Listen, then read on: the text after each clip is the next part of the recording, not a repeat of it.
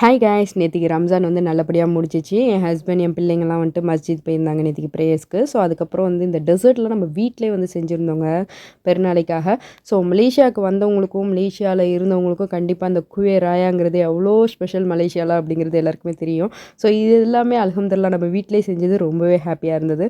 So நேத்திக்கு பூரா செம்ம சாப்பாடு. அதுக்கப்புறம் நைட்டு கிளம்பி வெளியில் போகலாம் அப்படின்னு சொல்லிட்டு நாங்கள் ஒரு பிளேஸ்க்கு போயிருந்தோம்.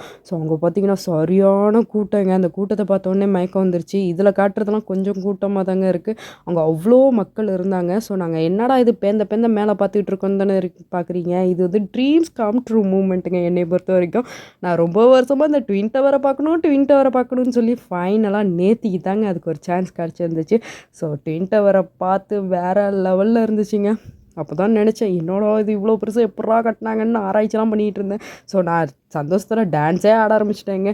இதில் என்ன ஒரு சேடான விஷயம்னா, அந்த ட்வின் டவர் 2 சைடு இருக்கு இல்லையா. ஸோ அந்த 2 ட்வின் டவர் பக்கமும் போக முடியல எங்களால்.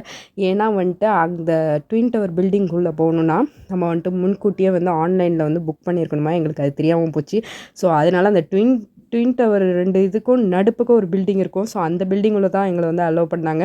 ஸோ அங்கே வந்து 4 மாடி இருந்துச்சு. 4 மாடியும் சும்மா சுற்றி சுற்றி வந்துகிட்டு இருந்தோம். நம்மளாம் சாதாரண ஒரு இடத்துக்கு போனாலே வளைச்சி வீடியோ இருப்போம். இந்த மாதிரி இடத்துக்கு வந்தால் சும்மா விடுவோமா, நல்லா வீடியோவும் செல்ஃபி எடுத்தோம்.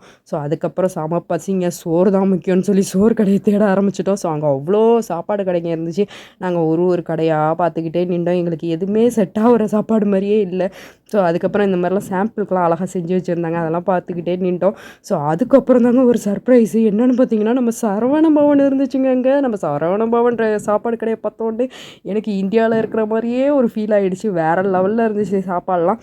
நாங்கள் வந்து ஃப்ரைட் ரைஸு, அப்புறம் வந்து கீ ரோஸ்ட்டு, அதுக்கப்புறம் தோசை, வெஜிடபிள் பிரியாணின்னு இப்படி எல்லாமே வாங்கி எல்லாத்தையுமே டேஸ்ட் பண்ணி பார்த்தா நல்லா இருந்துச்சு.